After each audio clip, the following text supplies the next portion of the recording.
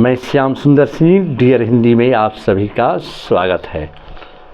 आइए मेरे प्यारे बच्चों, आज मैं हिंदी व्याकरण की अंतर्गत बोर्ड परीक्षा में आने वाले मुख्य व्याकरण के रूप में बहुत ही मशहूर आता है व्याकरण में, जिसको हम उपसर्ग एवं प्रत्यय के नाम से संबोधित करते हैं। हमारे बच्चे साधारण से साधारण शब्द को नहीं पकड़ पाते हैं कि उपसर्ग क्या है एवं प्रत्यय क्या है। यदि हमारे बच्चे जानते हुए भी हमारे बच्चे जो ऑब्जेक्टिव क्वेश्चन में आ जाता है कि इसमें कौन उपसर्ग है कौन प्रत्यय है, तो हमारे बच्चे सशंकित होते हैं, कन्फ्यूजन में पड़कर गलत अपना क्वेश्चन का उत्तर दे पाते हैं। तो मैं चाहूँगा बच्चे कि आज मैं सरल से सरल शब्दों का प्रहार कर मैं बच्चों के बीच, आप लोगों के बीच मैं सिंपल से सिंपल शब्दों का प्रयोग करके मैं बताऊंगा। ज़रूर अपने दिमाग में, मस्तिष्क में हमारे बच्चे रखिएगा। चलिए, साधारण में एक ट्रिक है। साधारण में क्या कि जो शब्द पहले लगता है उसे शब्द उपसर्ग, और जो शब्द अंत में लगता है उसे प्रत्यय कहते हैं। लेकिन ऐसे काम नहीं चलेगा। ये तो हमारे बच्चे याद कर लिए कि जो शब्द हम पहले लगाते हैं, पहले लगाकर बनाते हैं, और जो शब्द अंत में लगाकर बनाते हैं, ठीक एक के विपरीत विलोम जैसे होता है। उपसर्ग में पहले लगाया जाता है और प्रत्यय में बाद में लगाया जाता है। लेकिन हम वहाँ नहीं जाते हैं। सरल से सरल हमारे बच्चे इजी से इजी, आसान से आसान तरीका ज़रूर समझेंगे। हम आशा रखते हैं कि आज हमारे बच्चे जब उपसर्ग के बारे में पढ़ लेंगे तो परीक्षा में कितना कठिन से कठिन शब्द आएगा, हमारा बच्चा उसे सही क्वेश्चन को डील कर देगा। तो आइए देखना है उपसर्ग। ध्यान देना है, उपसर्ग। उपसर्ग वैसे तो परिभाषा की दृष्टिकोण से उपसर्ग उस शब्दांश या अव्यय को कहते हैं जो किसी शब्द के पहले आकर उसका विशेष अर्थ प्रकट करता है।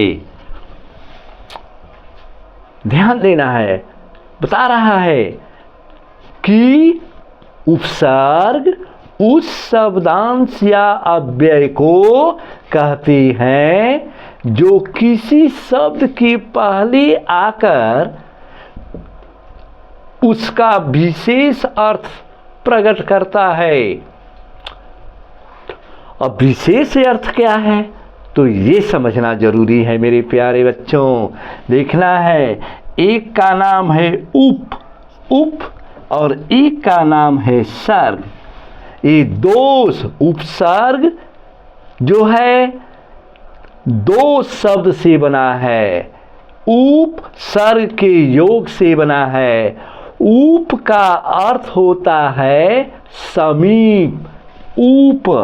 ऊप का अर्थ होता है समीप, और ऊप का अर्थ समीप, निकट या पास। तीन शब्द अर्थ निकाल रहे हैं बच्चे, ध्यान देना होगा। ऊप का अर्थ हुआ समीप, निकट या पास में है, और सर्ग का अर्थ होता है सृष्टि करना, रचना या बनाना। ध्यान देना है, सर्ग का अर्थ है सृष्टि करना या रचना या बनाना। उपसर्ग दो शब्द से बना है। उप का अर्थ हुआ समीप, नजदीक, निकट या पास में, और सर्ग का अर्थ हुआ सृष्टि करना या रचना या बनाना। तो उपसर्ग का अर्थ है पास में बैठकर दूसरा नया अर्थ वाला शब्द बनाना। ये तो दो शब्द है। यदि हमारे बच्चे दो शब्द यदि जान गए, वैसे तो इजी से इजी, आसान से आसान, माने जो शब्द पहले लगाया जाता है वो उपसर्ग होता है, और जो शब्द बाद में लगाया जाता है प्रत्यय, तो प्रत्यय की परिभाषा तो अलग हम बताएंगे बच्चे, ध्यान देना होगा। तो याद हो गया, ठीक है।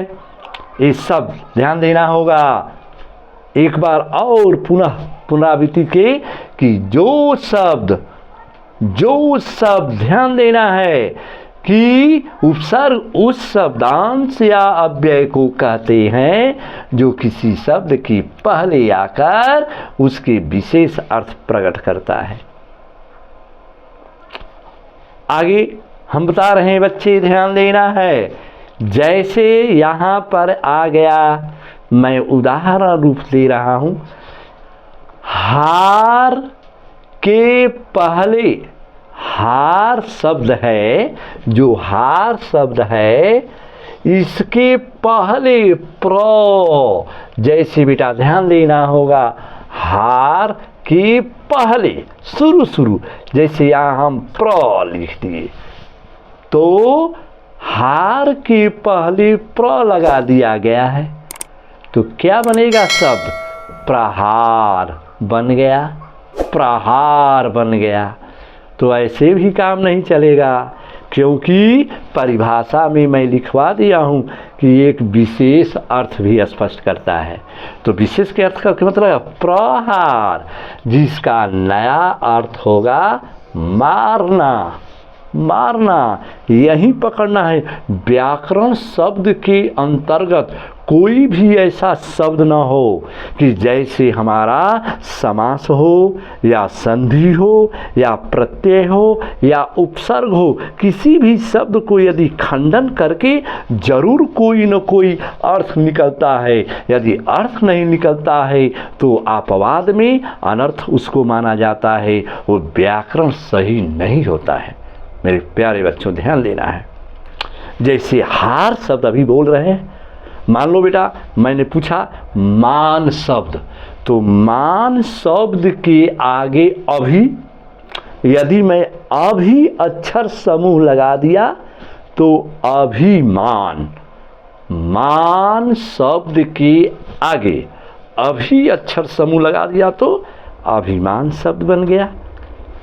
और एक विशेष अर्थ भी स्पष्ट करेगा, अभिमान, गर्व, अहंकार, घमंड किस रूप में हम निकालते हैं। एक तीसरा अर्थ, विशेष अर्थ भी स्पष्ट करता है, ये समझना होगा। तो चलिए बच्चे, मैंने बता दिया एक शब्द आया, 3 उदाहरण प्रस्तुत कर रहा हूँ, अन्य उदाहरण तो बहुत से हैं। तो चलिए अब हमारा बच्चा समझ हो गया, प्रहार, हार शब्द में पहला शब्द लगाया तो प्रहार, मारना।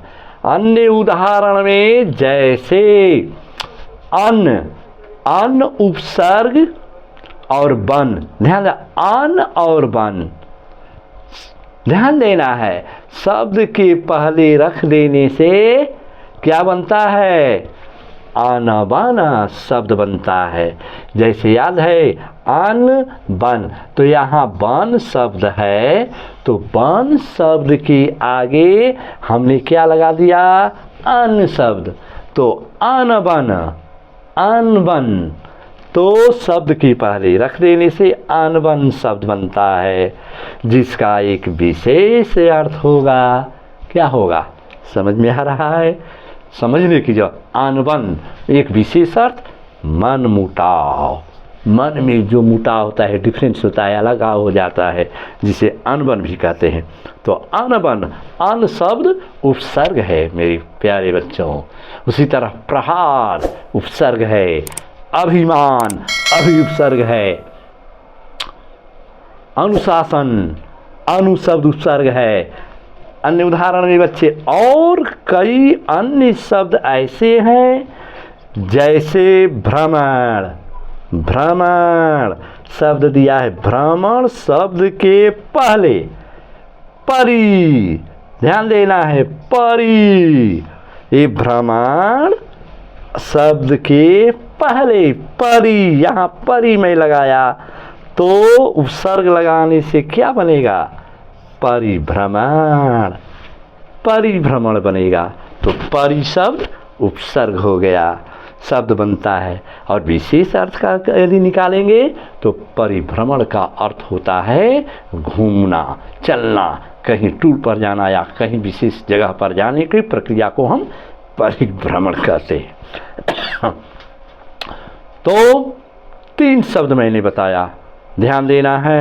एक मैंने बताया प्रहार, प्र जोड़हार, प्र उपसर्ग। फिर बताया परि जो है मन मुटाव जो है अनबन, अनबन अन शब्द। फिर बताया परिभ्रमण। अन्य उदाहरणों में बच्चे इसके बाद अन्य शब्द कोई भी आता है 4 ऑप्शन में, तो हमारे बच्चे पहले उसको किसी तरह या तो संधि विच्छेद कर लें या समास कर लें, समास में भी 2 पदों में विभक्त कर लें, या विलोम शब्द भी यदि हम बनाते हैं, विपरीतार्थक शब्द भी बनाते हैं, तो वैसे भी शब्द को निकाल लें तो जरूर हम पकड़ पाएंगे कि उपसर्ग क्या है। तो हमारे बच्चे कभी भी 100% गारंटी है कि मेरे प्यारे बच्चे कभी भी उपसर्ग शब्द आएगा तो कभी भी हमारे बच्चे अपना ऑब्जेक्टिव चुनकर सही विकल्प चुन लेंगे। अब चलिए आगे मैं प्रत्यय शब्द के बारे में प्रस्तुत करने जा रहा हूँ, जो बोर्ड परीक्षा में मुख्य रूप से आएगा। हमारे बच्चे समझेंगे प्रत्यय क्या होता है। परिभाषा के दृष्टिकोण से मैंने बता दिया है कि प्रत्यय वो शब्द होता है जो शब्दों के अंत में लगकर जो बनाया जाता है अंत में। तो चलिए आया है जो शब्द, याद रखिएगा, जो शब्द प्रत्यय, जो शब्द किसी अक्षर या अक्षर समूह के बाद में या पीछे लगाया जाता है उसे हम प्रत्यय कहते हैं। प्रत्यय, ध्यान देना है, बोल दिए हैं कि जो शब्द प्रत्यय पीछे, बाद में या अंत में जो लगाया जाता है शब्द, वही प्रत्यय कहलाता है। मेरे प्यारे बच्चों, प्रत्यय शब्द भी 2 शब्दों के योग से बना है। प्रति, प्रति जोड़ आय बराबर प्रत्यय, प्रति जोड़ आया बराबर प्रत्यय। ध्यान देना है, प्रति का अर्थ होता है साथ में, और पर बाद में भी है, और अय का अर्थ होता है चलने वाला, बाद में चलने वाला। प्रति जोड़ अय, प्रति साथ में आया चलने वाला। जैसे आया है बेटा, ध्यान देना है, फिर पुनः मैं बता रहा हूँ।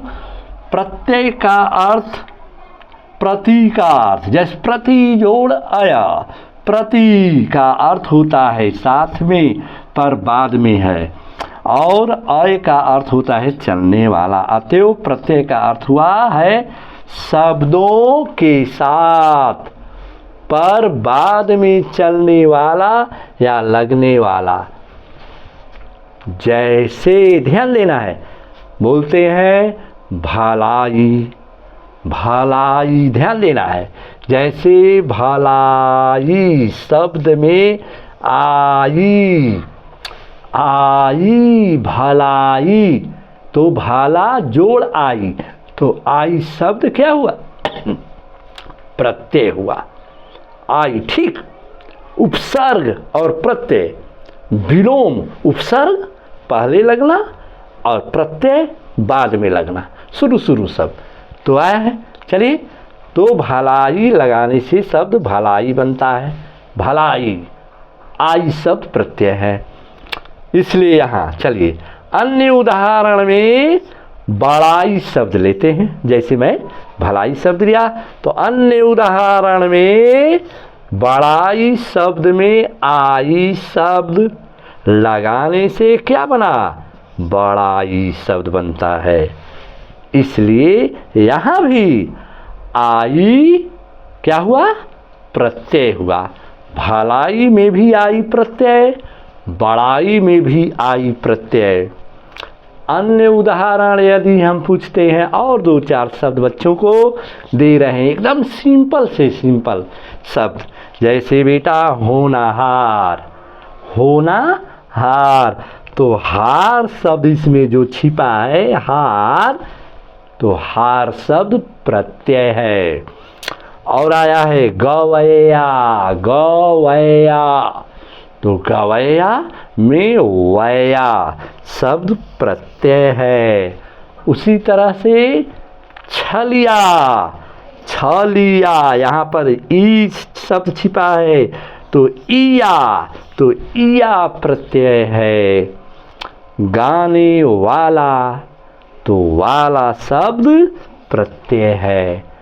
ठीक, कभी भी हमारे बच्चे भूलने की कोशिश मत करना, ये हमेशा दिमाग में हमेशा ये बना रहे कि उपसर्ग शब्द में पहले शब्द लगाएंगे और प्रत्यय जो है तो बाद या अंत में लगाएंगे।